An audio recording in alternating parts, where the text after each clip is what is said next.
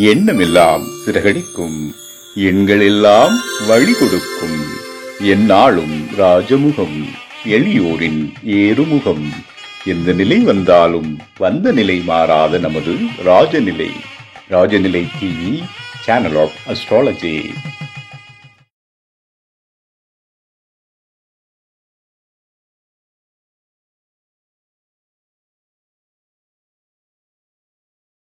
ஒரு வீடு சிறப்பாக அமைய வாஸ்து மிக முக்கியம். அதனை முறைப்படி கூறி பலரின் கனவை நனவாக்கி வரும் வாஸ்து உயர் திரு பாலச்சந்திரன் ஐயா அவர்களை வாஸ்துவும் ராஜநிலை எண்களும் என்ற அற்புத தலைப்பில் உரை நிகழ்த்த வருமாறு அன்போடு அழைக்கின்றோம். ஓம் ஐந்து கரத்தினை யானை முகத்தினை இந்தின் இளம்பீரை போலும் பேற்றினை நந்தி மகந்தினை ஞான குழுந்தினை புந்தியில் வைத்து அடி போற்றுகின்றேனே. அன்பிற்கினிய ராஜநிலை டிவி யூடியூப் சேனல் நேயர்களுக்கும் 22வது மாதாந்திர கருத்தரங்கிலே கலந்து சிறப்புரையாற்ற வந்திருக்கக்கூடிய ஜோதிட சான்றோர் பெருமக்களுக்கும், இந்த மாதாந்திர கருத்தரங்கிலே எனக்கு பேச வாய்ப்பளித்த ராஜநிலை டிவி சேனல் ஆஃப் அஸ்ட்ராலஜியினுடைய உரிமையாளர் ராஜநிலை ராஜசேகர் ஐயா அவர்களுக்கும் எனது பணிவான வணக்கங்களை தெரிவித்துக் கொண்டு, இன்றைய ராஜநிலை கருத்தரங்கிலே ராஜநிலையும் வாஸ்துவும் என்ற தலைப்பிலே உரையாற்ற இருக்கிறேன். அப்படி ராஜநிலையும் வாஸ்துவும் இணைக்கக்கூடிய அமைப்புகள் என்னென்ன அப்படின்னு பார்க்கும்போது பார்த்தீங்கன்னா, முதல்ல ஒரு மனை நாம் தேர்வு செய்வதற்காக முற்படும் பொழுதே இங்கிருந்தே ராஜநிலையினுடைய சிறப்புகளை ஒவ்வொருத்தரும் தெரிஞ்சுக்கணுங்க. அந்த ராஜநிலையினுடைய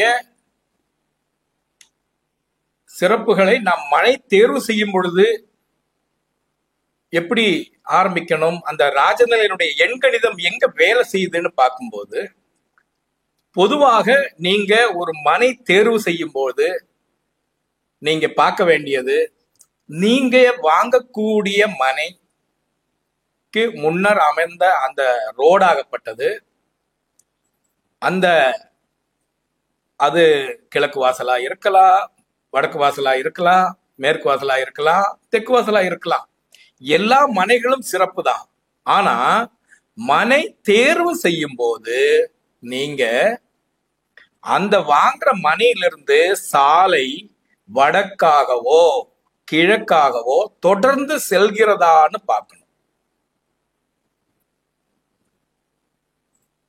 இந்த மாதிரி நீங்க மேற்கு வாசல் வாங்குங்க, ஆனால் ரோடு வடக்காக தொடர்ந்து போகுதான்னு பாருங்க. தெற்கு வாசல் மணியை வாங்குங்க, ரோடு கிழக்காக தொடர்ந்து போகுதான்னு பாருங்க. இப்படி இருந்தா இது ஒரு சிறப்பு. முதல் அடிப்படையாக நீங்க பார்க்க வேண்டிய விஷயங்கள்.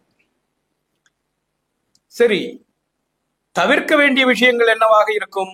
நீங்க வாங்கக்கூடிய மனையிலிருந்து சாலை கிழக்காக தொடர்ந்து செல்லவில்லை, அது வடக்கு வாசல் மனையாக இருக்கட்டும், கிழக்காக தொடர்ந்து செல்லவில்லை, சாலை மேற்கு தான் தொடர்ந்து செல்கிறது அப்படின்னு வந்ததுன்னா அந்த ஒரு குறையது. கிழக்கு வாசல் மனை தான் வாங்குறீங்க, சாலை வடக்காக தொடர்ந்து போகல, தெற்கு நோக்கி தான் வரணும் அப்படின்னு இருந்தா அது ஒரு குறை. இப்படியெல்லாம் மனைகள் இல்லாமல் இருக்கிறதா, இந்த மாதிரியான மனையிலையும் ஆட்கள் வாழாமல் இருக்கிறாங்களா அப்படின்னு பாத்தீங்கன்னா, எல்லாருக்கும் நிறைவான வாஸ்து அமைப்போட மனைகள் அமையறது கிடையாது. என்னங்க, அவங்கவங்களுடைய கர்மாவிற்கு ஏற்ற மாதிரி அந்த கர்மாவினுடைய அடிப்படையான அமைப்புகளுக்கு தகுந்த மாதிரி தான் இவங்களுக்கு மனை அமைப்போ அந்த மனையில் அமையக்கூடிய வீட்டின் அமைப்போ எல்லாம் அமையுதுங்க. அப்போ அந்த மாதிரியான கர்மா வினைகளை அனுபவிச்சு தீர்க்கிற வரைக்கும் நம்மளை படைத்த தம்புரானாகப்பட்ட சிவபகவானே வந்து கூட ஒரு வழிகாட்டுதலை சொன்னால் அந்த கர்மா வினைகளை அனுபவிக்க முடிக்காத நபர்களாகப்பட்ட நாம் அவர் சொல்றது கேட்க மாட்டோம். தம்பி, இந்த பாதையில போனா பள்ளம் இருக்கு, இந்த பாதையில போனா வளர்ச்சி பாதையா இருக்குதுன்னு அந்த சிவபகவானே வந்து சொன்னா கூட இந்த கர்மா வினைகளை அனுபவிச்சு தீர்க்காத நபர்கள் ஏற்றுக்கொள்ள மாட்டார்கள். அந்த மாதிரியான பல மனப்பிரிவுகளை தேர்வு செய்து இன்றைக்கு கோடிக்கணக்கான ரூபாயை கொடுத்து தென்மேற்கில் கதவு வைத்த வீடுகளை வாங்குகிறார்கள், தென்மேற்கிலே தெருத்தாக்கங்கள் இருக்கக்கூடிய வீடுகளை வாங்குகிறார்கள். இவர்கள் எல்லாம் வாழாமல் இருக்கிறார்களா, இல்லை இவர்களுக்கு தான் இந்த விஷயங்கள் எல்லாம் தெரியாமல் இருக்கிறதா? இந்த கர்மா வினைகளை அனுபவிச்சு முடிக்கக்கூடிய தேவை அந்த காலகட்டம் வரைக்கும் இது மாதிரியான அமைப்புகளைத்தான் அதை உருவாக்குபவர்களும் அவ்வாறு தான் உருவாக்குவார்கள், அதையும் வாங்கக்கூடிய நபர்களும் இருப்பார்கள். காரணம், இந்த மனித சமூகத்திலே பல வகையான குணாதிசயங்கள், பல வகையான ருசிகளை கொண்டவர்கள். ஒருவருக்கு புளிப்பு சுவை பிடிக்கும், மற்றொருவருக்கு இனிப்பு சுவை பிடிக்கும், இன்னொருவருக்கு துவர்ப்பு சுவை பிடிக்கும். இது மாதிரியாக வழிகாட்டிகள்லையும் பல வகையான ஆட்கள் உண்டு.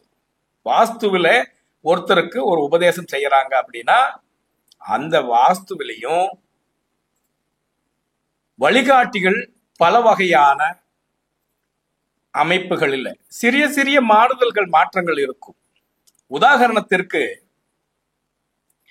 நான் ஒரு படிக்கட்டோ அல்லது ஒரு கதவோ திறக்கக்கூடிய அமைப்பு கடிகார சுற்றின்படி இருக்கணும்னு சொல்லும் போது இன்னொருத்தர் வந்து அது இடத்துக்கு தகுந்த மாதிரி ஆன்டி குளோக்வைஸ்லயும் வச்சுக்கலாம்னு சொல்லக்கூடிய தன்மையில இருக்கிறாங்க.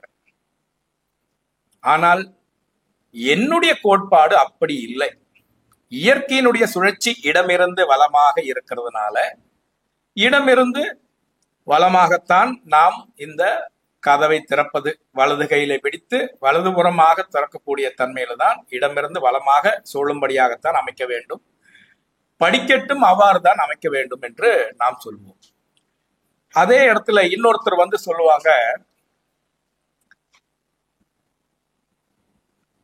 கிழக்கு வாசல் வந்து நீங்க திறக்கும் போது இடமிருந்து வலமாக வச்சா கரெக்டா வந்துடும், உங்களுக்கு வடகிழக்கில் இருக்கக்கூடிய ஆற்றல் சீக்கிரமே உள்ள நுழைஞ்சிடும் சொல்லுவாங்க.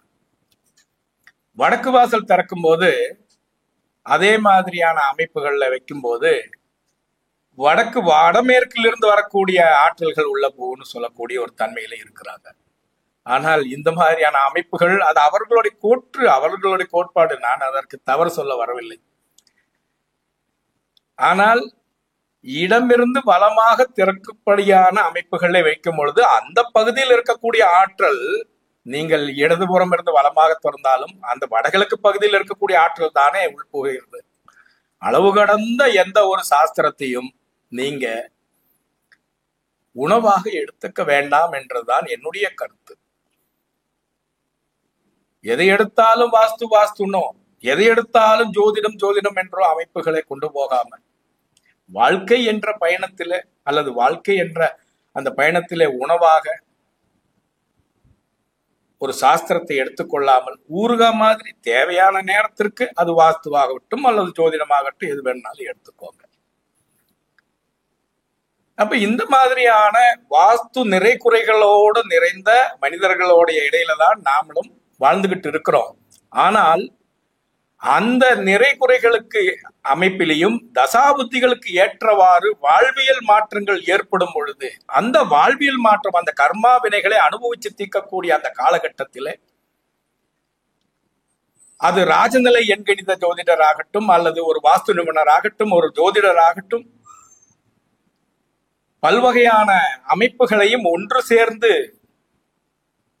சுவைத்த ஒரு ஜோதிடர், ஒரு சிறப்பான வழிகாட்டியாக இருக்கக்கூடிய அவர்களுடைய வழிகாட்டுதல்ல ஒவ்வொரு மானுடனுடைய வாழ்விலும் ஒரு வாழ்வியல் மலர்ச்சி ஏற்படுகிறது.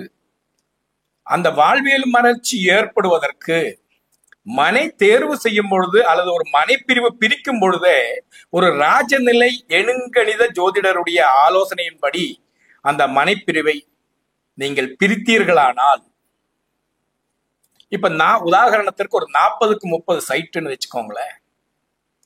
ராஜநிலை எண்ணின்படி 40க்கு அவ்வளவு சிறப்பான ஒரு அமைப்பாற்றல்கள் கிடையாது. அந்த ராஜநிலை அமைப்பின்படி 40ஆம் எண் சிறப்பில்லை. எண் கணிதத்தில் மாற்று கருத்துள்ளவர்கள் இருக்கலாம். ஆனால் ராஜநிலை எண் ஒரு சிறப்பில்லை என்று சொல்லக்கூடிய விஷயங்களை இன்றைய காலகட்டத்திற்கு மிகச் சிறப்பாக போய்கொண்டிருக்கக்கூடிய காரணத்தினாலே இந்த கருத்தரங்கின் வாயிலாக நம் ராஜநிலை ஜோதிடர்கள் உங்களுக்கு பகிர்ந்தளித்த அந்த ராஜநிலை எண் கணிதத்தினுடைய சிறப்புகளை பின்பற்றி நடந்தீர்களானால் உங்கள் வாழ்விலும் மேலும் பல சிறப்புகளை ஏற்படக்கூடிய வாய்ப்புகள் நீங்களே கண்கூட பார்க்கலாம். 40க்கு 30ன்னு போடக்கூடிய ஒரு சைட்டு 30 குடோன் மாதிரியான அமைப்புகளுக்கு சிறப்பு. ஆனா ராஜநிலையில அந்த 30ஆம் எண்ணுக்கு அவ்வளவு ஒரு சிறப்பு தன்மை சொல்லவில்லை. அந்த இதை பாருங்க, அந்த 40க்கு 30ன்னு போட்டதையே 29க்கு 41ன்னு மாற்றி அமைச்சு என்னுடைய கிளைண்ட், அதாவது ரியல் எஸ்டேட் நிறுவனங்கள் நடத்தக்கூடிய என்னுடைய மிகப்பெரிய ஒரு வாடிக்கையாளராகப்பட்ட நெய்வேலியில மைனா ப்ராப்பர்ட்டிஸ் பிரைவேட் லிமிடெட், நாம் ராஜநிலை எண்ணின்படியான மனைப்பிரிவுகளை பிரியுங்கள் ஐயா என்று நாம் பரிந்துரைத்ததன் அடிப்படையில இன்றைக்கு அவர்கள் அது மாதிரியான மனைப்பிரிவுகளை பிரித்து மிக விரைவாக ஒரு விஷயத்தை நாம் விற்பனைக்கு வைக்கும் பொழுது அந்த விற்பனைக்கு வைத்த நாளிலேயே பல அதிகமான மனைப்பிரிவுகள் விற்று செல்கிறது என்றால் அந்த எண்ணியல், ராஜநிலை எண்ணியலினுடைய வேலை மிக சிறப்பாக இருக்கிறது என்று வாடிக்கையாளர், நமது வாடிக்கையாளராகப்பட்ட மைனா ப்ராப்பர்ட்டிஸ் பிரைவேட் லிமிடெட் உரிமையாளர் திரு பாக்யராஜ் ஐயா அவர்கள், அதே போன்று அன்னூரை சேர்ந்த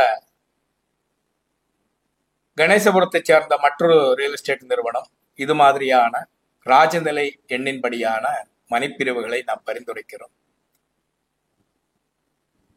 இன்றைய பொழுதிற்கு மிக விரைவாக வளர்ந்து கொண்டிருக்கக்கூடிய ஒரு நிறுவனமாக அது இருந்து கொண்டிருக்கிறது. மனைப்பிரிவுகளை பிரிக்கக்கூடிய ரியல் எஸ்டேட் நிறுவனங்களும் ராஜநிலை எண்ணின்படியான அமைப்புகளை பிரிக்கலாம். 40க்கு 30 பிரிக்கிறது, 41க்கு 29ன்னு பிரிங்க. நாம அவங்க ஸ்கொயர் ஃபீட்டை குறைக்கல. அதுக்கு அடுத்தபடியா எல்லாரும் பிரிக்கக்கூடியது பாத்தீங்கன்னா 60க்கு 40. இந்த 60க்கு 40ன்றதையே கொஞ்சம் பின்னாடி முன்னாடி கொஞ்சம் மாத்தி அமைச்சீங்கன்னா இதே 41ன்னு வைங்க.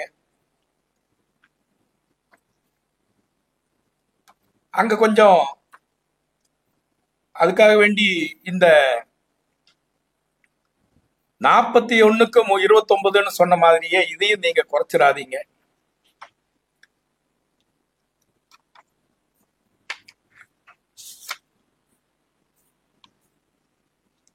அந்த 60க்கு 40ன்னு வைக்கக்கூடிய இடத்துல நீங்க ஒரு 39க்கு 64 அப்படின்ற மாதிரியான அமைப்புகளை வைக்கலாம். இது மாதிரி ஒவ்வொரு மனைப்பிரிவுக்கு அந்த பலன்களை பார்த்து ராஜநிலை எண்கணித ஜோதிடர்களுடைய ஆலோசனையின்படி ரியல் எஸ்டேட் நிறுவனங்கள் பின்பற்றலாம். வாடிக்கையாளர்களும் இது மாதிரியான மனைகளை தேர்வு செய்யும் பொழுது ஒரு சிறிய அளவில் ஒரு மனைப்பிரிவு வாங்குறீங்கன்னா அது ஒரு 41க்கு 29 அல்லது 26, 26க்கு 32 இந்த மாதிரி சின்ன சின்ன மனைப்பிரிவுகளை வாங்குங்க. இல்ல பெரிய லெவல்ல வாங்கக்கூடிய ஆளுங்க ராஜநிலை எண்ணின்படி பிரிச்ச மனைப்பிரிவுகளுடைய அளவீடுகள்ல இருக்குதான்றத ஒரு பல லட்சங்களை பல கோடிகளை கொடுத்து வாங்கக்கூடிய வில்லா மனைகளை வாங்குறீங்க அல்லது மனைப்பிரிவுகளை வாங்கும் பொழுது ஒரு ராஜநிலை எண்கணித ஜோதிடனுடைய ஆலோசனை பெற்று செல்லும் பொழுது உங்கள் வாழ்க்கையில மிகப்பெரிய தாற்பயங்களை எல்லாம் ஏற்படக்கூடிய ஒரு அமைப்புகள் ஏற்படுகிறது. இது மாதிரியான மனைப்பிரிவுகளை நீங்கள் தேர்வு செய்ய வேண்டும். நீங்கள் தேர்வு செய்யக்கூடிய மனை அந்த மனையிலிருந்து வடக்காகவோ கிழக்காகவோ தொடர்ந்து செல்கிறதா என்று பார்க்க வேண்டும். தவிர்க்க வேண்டிய மனை முட்டு சந்து. கடைசியா போய் கடைசியில இருக்கக்கூடியது தெற்கு வடக்கு ரோடு, கடைசியா அடுத்த நிறுவனமோ ஏதாவது இருக்கும், அந்த பக்கம் ரோடு போகாது. வீட்டுல இருந்து இறங்கினா நேர தெற்கு பக்கமா வர வேண்டி இருக்கும். அது மேற்கு வாசல் வீடா அமையும், கிழக்கு வாசல் வீடா அமையும். அந்த மாதிரி கடைசியா இருக்கக்கூடிய மனைகளை தவிருங்க. இப்ப மனைப்பிரிவுகள்ல போட்டதுல சீக்கிரமா வடக்கு பார்த்த மனை வித்துரும், கிழக்கு பார்த்த மனை வித்துரும். கார்னர் சைட்டுகள்லயும் வடகிழக்குல இருக்கக்கூடிய மனை வித்து போயிரும். வடகிழக்கு மனையாகட்டும், வடமேற்குல வாயு மனையாகட்டும், நைருதி மனையாகட்டும், இந்த கார்னர் சைட்டு விரும்புறவங்க இருக்கிறாங்க. ஆனா இந்த கார்னர் சைட்டு வாங்கும் போது ஒவ்வொரு இந்த நவீன காலத்துல அந்த பஞ்சாயத்திலேயோ முனிசிபாலிட்டியிலேயோ அவங்களுடைய நாம்ஸின் படி அந்த கார்னர் பகுதியை வெட்டித்தான் கொடுப்பாங்க. வாஸ்துவில இந்த கார்னர் பகுதி வெட்டுப்பட்டால் அது தோஷம் தாங்க. இப்ப வடகிழக்கு மனை சிறப்பு அப்படின்னு சொன்னாலும் அந்த வெட்டுப்பட்டுருச்சுன்னா அவ்வளவு சிறப்பு அங்க இல்லாம போயிடும். அப்படி மனைப்பிரிவு அப்படி வெட்டுப்படாத மனை கிடைக்குமானா கிடைக்காது. அப்படி உள்ள மனையை வாங்க வேண்டியது வந்தா என்ன பண்றது? அதற்கு சிறந்த வாஸ்து ஆலோசனை தரக்கூடிய வாஸ்து நிபுணரை அழைத்து நீங்கள் வீடு கட்டி கொள்ள வேண்டும். சரிங்களா? அப்ப முட்டு சந்து வடக்கோ கிழக்கோ தொடராதத விட்டுருங்கன்றதா சுருக்கம்.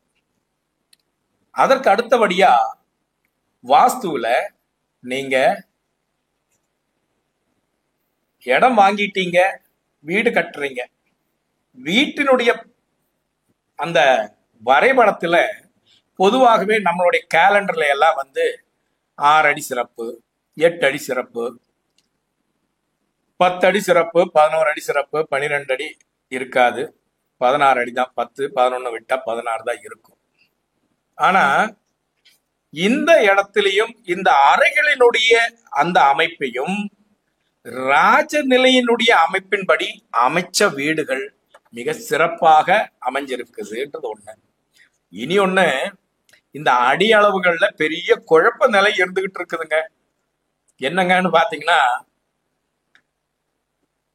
பண்டைய காலத்துல மனையாளினுடைய அடி அளவுகளை வச்சு வீடு கட்டணும்னு சொன்னத அந்த மனை அடியினுடைய அளவீடுகள் எல்லாம் இப்போது மாறி மாறி ஆங்கிலேயர் காலத்திலே வந்திருக்கக்கூடிய 12 அங்குலம் 12 இன்ச் இருக்கக்கூடிய ஒரு அடி என்ற அமைப்பில் தான் இப்ப போயிட்டு இருக்குது. இந்த அடியும் போய் இப்போ இருக்கக்கூடிய அமைப்பு எப்படி இருக்குன்னு பாத்தீங்கன்னா மீட்டர்ல போயிடுச்சு. அப்ப இந்த அடியளவு இல்லாத வீட்டுல எல்லாம் வாழாமல் இருக்கிறாங்கன்னா அந்த பழங்கால வீடுகள் எல்லாம் பாத்தீங்கன்னா அந்த வாஸ்து அமைப்பாற்றல்கள் எது எந்த இடத்துல இருக்க வேண்டுமோ அதெல்லாம் அந்தந்த இடத்துல கரெக்டா வச்சு, பழங்கால வீடுகள் எல்லாம் பாருங்க, வாசல் அந்த கதவாகப்பட்டது அந்த அறையினுடைய மத்திய பகுதியில் வச்சிருப்பாங்க. தென்மேற்குல இருக்கக்கூடிய அறையை விட அடுத்த அறை கொஞ்சம் உயரம் குறைத்து வச்சிருப்பாங்க தரைத்தளத்தை. அதுக்கு அடுத்து அப்படியே பாத்தீங்கன்னா அப்படியே கொஞ்சம் கொஞ்சமா குறைச்சு கொண்டு வந்திருப்பாங்க. பொதுவாகவே என்னங்கய்யா வாஸ்துவில தென்மேற்கு உயரமா இருக்கணும், வடகிழக்கு பள்ளமா இருக்கணும். ஆமா சரிதான். இதை எல்லாரும் பின்பற்றுறாங்களா, எல்லாருக்கும் அமைஞ்சிருதா அப்படின்னா எல்லாருக்கும் அமைஞ்சு கிடைக்கிறது இல்லை.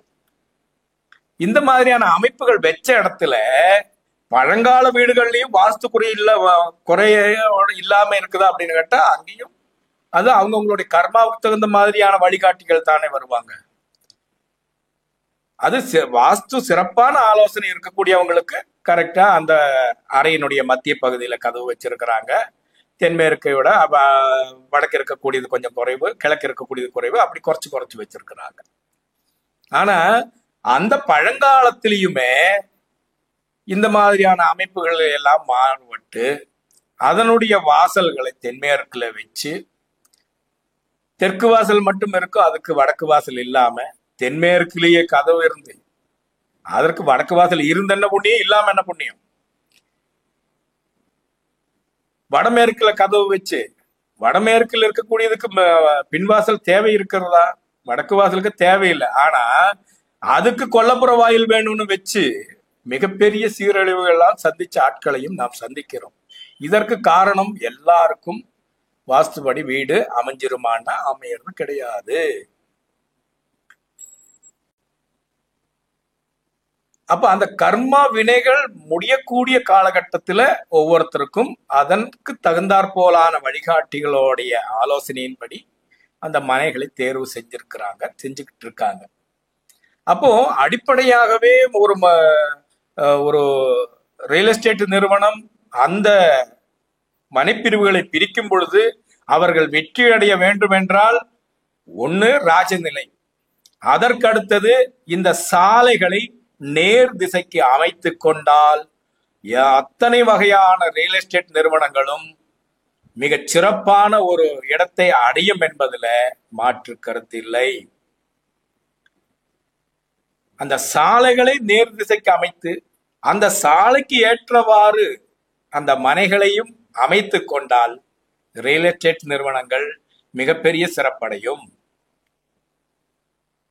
அந்த மாதிரியான ரியல் எஸ்டேட் நிறுவனங்கள் ராஜநிலை எண்ணின்படியான எண்ணியலையும் நீங்கள் பயன்படுத்தி பாருங்கள்.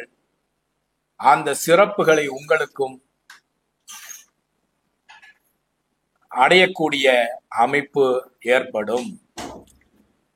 இல்ல ஒரு ரியல் எஸ்டேட் ஆரம்பிச்சோம், அங்க பெருத்த ஒரு குறைபாடு ஏற்படுறதுன்னு வச்சுக்கோங்களேன்.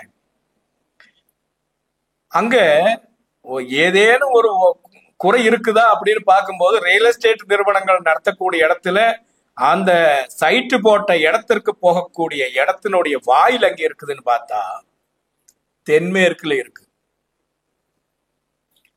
தயவு செஞ்சு சொல்றேன், இந்த தென்மேற்குல தடம் வர்றத தவிருங்க. கோடி ரூபாய் கொடுத்து கூட அந்த பாசிட்டிவான இடம் இருக்கக்கூடிய வடக்கோ கிழக்கோ அல்லது மேற்கு வாயவியமோ தெற்கு அக்னியிலேயோ அந்த ரியல் எஸ்டேட் நிறுவனத்தினுடைய அந்த சைட்டு போட்ட இடங்களுக்கு போறதுக்கு தடம் இருந்தா, அந்த தடம் வாங்கறதுக்கு வாய்ப்பு இருந்தா அதை பண்ணுங்க.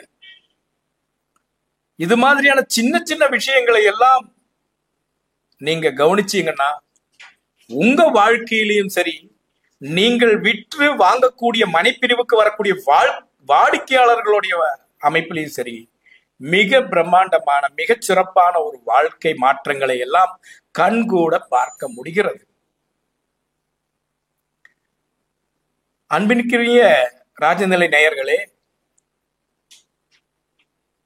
இனி வரக்கூடிய காலத்திலேயாவது இந்த காணொளியை பார்க்கக்கூடிய நபர்கள் இது மாதிரியான ராஜநிலை எண்கள் பயன்படுத்தி சைட்டு மனைகளை பிரித்த அமைப்புகளில மனைகளை வாங்க பாருங்க.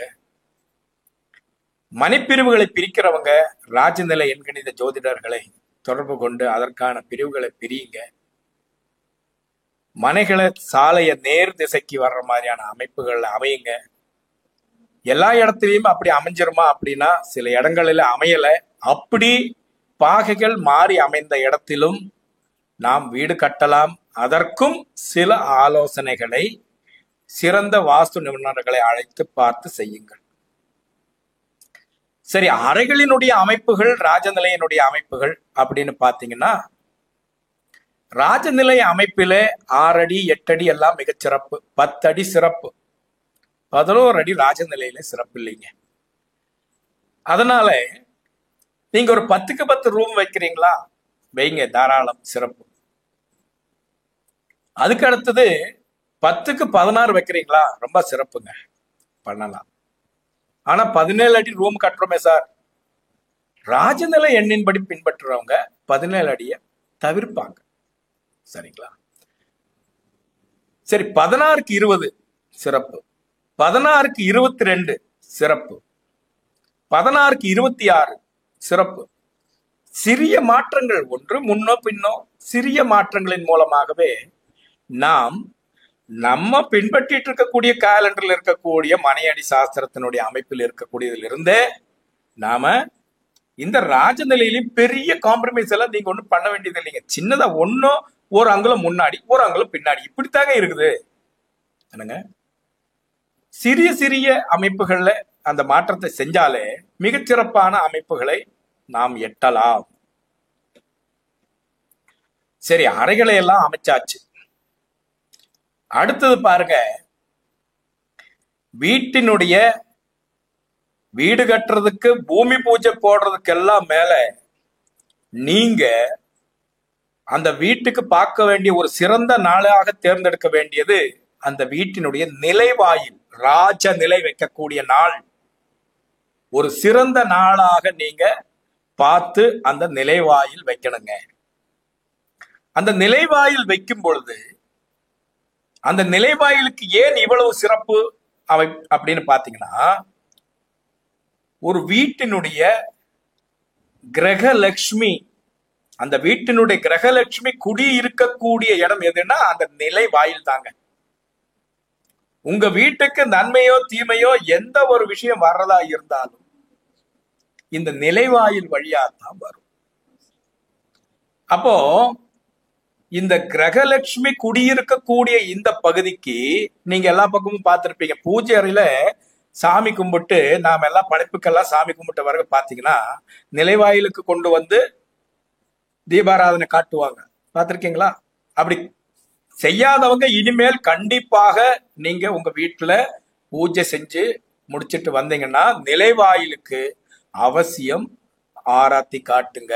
காரணம், உங்க வீட்டினுடைய கிரகலட்சுமி குடியிருக்கக்கூடிய இடம் நிலைவாயில், ராஜநிலை. சரிங்களா? அந்த ராஜநிலைக்கு அந்த மாதிரியான ஒரு சிறப்பு உண்டு. அந்த ராஜநிலையினுடைய இந்த மாதிரி இவ்வளவு சிறப்புகளும் ஒரு கிரகத்தினுடைய அனைத்து அம்சங்களையும் உள்வாங்கக்கூடிய அந்த ராஜநிலை, அந்த ராஜநிலையினுடைய அளவீடுகளிலே சிறிய குறைபாடுகள் கூட ஒரு மொத்த குடும்பத்தினுடைய வாழ்க்கையில பெரும் தாக்கத்தை ஏற்படுத்துறதுன்னு சொன்னா அது மிகையாகாது. காரணம், அந்த ராஜநிலைக்கு அவ்வளவு ஒரு முக்கியத்துவம் இருக்குதுங்க. ஒரு சிறந்த நாள் பார்த்துதான் நீங்க அந்த ராஜநிலையை நிறுவ வேண்டும். அந்த ராஜநிலையை நிறுவும் பொழுது அந்த ராஜநிலைக்கான சில அளவீடுகள் நீங்கள் இன்னைக்கு பின்பற்றிட்டு இருக்கக்கூடியது 3.5 அடிக்கு 7 அடிங்க எங்களுடைய மொத்த அளவு அப்படின்னு சொல்லக்கூடிய இடங்கள்ல இன்னைக்கு பெருவாரியாக அதிகமா விற்று சீக்கிரமாகவே ஒரு கட்டிய வீட்டை சீக்கிரமாகவே விட்டுட்டு வேற ஒரு பக்கத்துல போனவங்களுடைய அந்த வாயிலுடைய அமைப்புகளை நாம் அந்த அகலம் அளந்து பார்க்கும்போது 34 இன்ச்சு இருக்குதுங்க. இந்த 34 இன்ச்சு உள்கூட அளவு, அதாவது கதவு சாத்திர ஸ்டெப்புக்கு அடுத்தபடியா கடைசி நிலையினுடைய உள்கூட அளவு 34 இன்ச்சு இருந்ததுன்னு வச்சுக்கோங்களேன். அந்த வீட்டுல எவ்வளவு அழகாக கட்டி இருந்தாலும் அந்த வீட்டை விட்டுட்டு போயிடுறாங்க, விட்டுட்டு இடம் விட்டு இடம் மாறி போயிடுறாங்க. இப்ப இந்த இடத்துல பாருங்க, 1 இன்ச்சு குறைவா வச்சு அதனுடைய உள்கூடு வரலாம். 33 இன்ச்சு மிகச்சிறப்பு, இல்ல ஒரு 35 இன்ச்சு உள்கூடு மிகச்சிறப்பு என்னங்க. இப்ப 7 அடி அப்படிங்கும் போது 84 இன்ச்சு வருதுன்னு வச்சுக்கோங்களேன். அதுல அந்த 84 இன்ச்சுன்றது அவுட்டர் அளவு. அப்ப அதுல ஒரு 2.5 5 இன்ச்சு போச்சுன்னா 84 5 79 இன்ச்சு.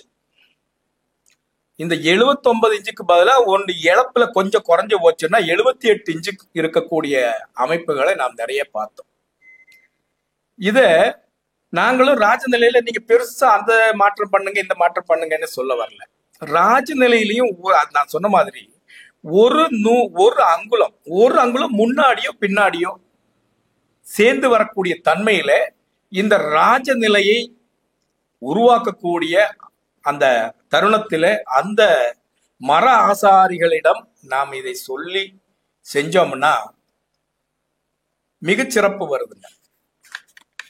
இப்ப சாதாரணமான ஒரு அளவை தான் நான் சொன்னேன். அதாவது இந்த 78 இன்ச்சு வராம பாருங்க, இல்ல 79 இன்ச்சு வந்துதான் ரொம்ப சிறப்புங்க. உள்கூட அளவை சொல்றேன், சரிங்களா? எதுவுமே நாம அவுட்டர் அளவு சொல்ல வரல. ராஜநிலையுடைய அளவு எல்லாமே உள்கூட அளவு. 77க்கு 33 இன்ச்சு வைங்க. அப்படி இல்லையா 35 இன்ச்சு அகலம் வைங்க. 79 இன்ச்சு வைங்க உயரத்தை. உள்கூட அளவு பிளஸ் அந்த நீங்க கட்டக்கூடிய நிலைவாயிலுடைய கட்டையினுடைய அளவு பிளஸ்ஸா வரும் என்றதுலயும் கருத்தில் கொண்டுக்காங்க. ஐயா நீங்க தானே 79 இன்ச்சு வைக்க சொன்னீங்கன்னு சொல்லி அந்த கட்டையினுடைய அளவு 3 இன்ச்சு இருக்கலாம், அல்லது 2.5 இன்ச்சு இருக்கலாம், அல்லது 4 இன்ச்சு அகலத்திலேயே கூட கொஞ்சம் பெரிய கட்டையாக இருந்தா அது அளவுகள் மாறி வரும். ஆனா நாம அவுட்டர் அளவை எப்பவுமே சொல்லலீங்க, உள்கூட அளவுகளை தான் சொல்றோம். இந்த மாதிரி ஒரு நூல் முன்னாடியோ பின்னாடியோ ஒரு அங்குலத்தை முன்னாடி பின்னாடி வச்சு அந்த நிலைவாயில்களை சிறப்பாக அமைச்சால் வாழ்க்கையில மிகச் சிறப்பான அமைப்புகள் அமையறதுன்றது ஒரு விசேஷம். சரிங்களா? ஒற்றைப்படை இரட்டைப்படை, இப்ப எதை எடுத்தாலும் ரெட்டைப்படுதான்னு சொன்னா இதுல ஒரு சின்ன மாற்று கருத்து இருக்கு. பொதுவாகவே கதவாக இருந்தாலும் நிலவாக இருந்தாலும் இதெல்லாம் ரெட்டைப்படையா இருக்கணும்ன்றது பொதுவான ஒரு விதி. அது அப்படி அமைச்சுக்கோங்க. அப்ப வீடு கட்டும்போது நாம வீட்டினுடைய அளவீடுகளையும் இது மாதிரி செய்யக்கூடிய வாய்ப்பு உண்டு. அதற்கு அடுத்தபடியாக நிலைவாயில்கள்ல 1 இன்ச்சு பின்னாடி முன்னாடி வச்சு சிறப்பாக செய்யக்கூடிய வாய்ப்புகள் உண்டு. தயவு கூர்ந்து 34 இன்ச்சு அகலத்தை தவிருங்கள். அதுல 78 இன்ச்சு உயரத்தை தவிருங்கள். 81 இன்ச்சு வராம உள்கூட பாருங்க. இது மாதிரியான அமைப்புகள் இருக்கக்கூடிய இடம் இருக்குதான்னு பாருங்க. அந்த மாதிரியான அமைப்புகள் இருந்தா உங்க வீட்டுல அந்த நிலைவாயிலை மட்டும் ஒரு சிறிய மாற்றத்தை ஏற்படுத்தி உங்கள் வாழ்வில எந்த மாதிரியான சிறந்த மாற்றங்கள் ஏற்படுறதுன்றத நீங்க ஆய்வு பண்ணுங்க. ஒரு வாக்கு ஓஹோன்னு வாழ்க்கைன்ற மாதிரி ஒரே ஒரு நிலைவாயிலுடைய மாற்றம் வாழ்க்கையில மிகச் சிறப்பான அமைப்புகளை எட்டக்கூடிய வாய்ப்புகள் உங்களுக்கு வருது. ஒரு நிலைவாயில எவ்வளவு செலவு செஞ்சு செய்யறோம், எவ்வளவு சிறிய செலவுல செய்யறோன்றதெல்லாம் உங்களுடைய பொருளாதாரத்தை பொறுத்தது. சுருக்கமா 3100 ரூபாய்க்கு நிலைவாயில் கிடைக்குது, கூடவே 2800 ரூபாய்க்கு கதவும் கிடைக்குது. அப்படியும் செய்யலாம். 1 லட்சம் ரூபாய்க்கும் கதவு இருக்கு, நிலவு இருக்கு.